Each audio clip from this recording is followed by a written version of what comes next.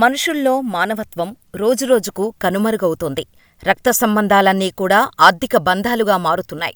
పేగుబంధానికి విలువ లేకుండా పోతుంది. కన్నప్రేమను మరిచిపోయి కడుపున పుట్టిన పిల్లలు తల్లిదండ్రుల పట్ల క్రూరంగా మారిపోతున్నారు. వయసు మళ్లిన వృద్ధ తల్లిదండ్రులను పోషించటం కోసం బాల్యం నుంచే ఎంతో శ్రమించిన శ్రవణకుమారుడు పుట్టిన పుణ్యభూమిలో తల్లిదండ్రులు బతికుండగానే కన్నపిల్లలు పున్నామనరకం చూపిస్తున్నారు. ఏ తల్లి కడుపులో నుంచి వచ్చారో ఆ కడుపుమీదే తన్నుతున్నారు. ఆస్తుల కోసం తల్లిదండ్రులపై దారుణాలకు పాల్పడుతున్నారు. తాజాగా ఓ పుత్రరత్నం చేసిన పని అందరినీ విస్మయానికి గురిచేసింది.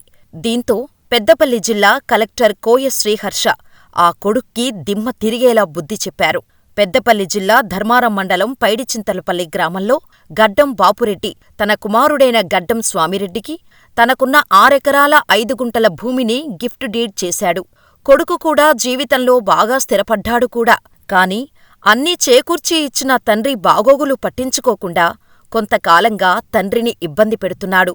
కొడుకు చూడటం లేదని, తన దగ్గరున్నది అమ్ముకోనైనా ఎవరిమీద ఆధారపడకుండా బతుకుదామనుకుంటే ఉన్నదంతా కొడుకుకే రాసిచ్చాడు ఆ పెద్దాయన. కొడుకుతో విసిగిపోయిన తండ్రి కొడుకుపై పెద్దపల్లి ఆర్డీఓకు బాపురెడ్డి కంప్లైంట్ చేశాడు. ఆ తండ్రి ఇచ్చిన కంప్లైంట్ తీసుకున్న ఆర్డీఓ స్వామిరెడ్డికి కౌన్సిలింగు కూడా ఇచ్చారు. అయినప్పటికీ స్వామిరెడ్డి ప్రవర్తనలో ఎలాంటి మార్పూ రాలేదు. దీంతో విసిగిపోయిన తండ్రి బాపురెడ్డి గతంలో తను కొడుకు పేరిట చేసిన గిఫ్ట్ డీడ్ను రద్దు చేయాలంటూ దరఖాస్తు చేసుకున్నాడు. ఆ దరఖాస్తు స్వీకరించిన ఇరు వర్గాలకు అధికారులు నోటీసులు జారీ చేశారు. ఇద్దరినీ పిలిచి కలెక్టర్ కార్యాలయంలో విచారణ జరిపించారు. ఆర్డీఓ ఉత్తర్వుల అమల్లో స్వామిరెడ్డి నిర్లక్ష్యం వహించాడని కలెక్టర్ కోయ శ్రీహర్ష నిర్ధారించుకున్నారు. వెంటనే వయోవృద్ధుల సంక్షేమ చట్టం 2007 ప్రకారం గడ్డం బాపురెడ్డి కొడుకు పేరిట చేసిన గిఫ్ట్ డీడ్ను రద్దు చేశారు. తిరిగి తండ్రి పేరిట బదిలీ చేయాలని కలెక్టర్ కోయ శ్రీహర్ష నిర్ణయించారు.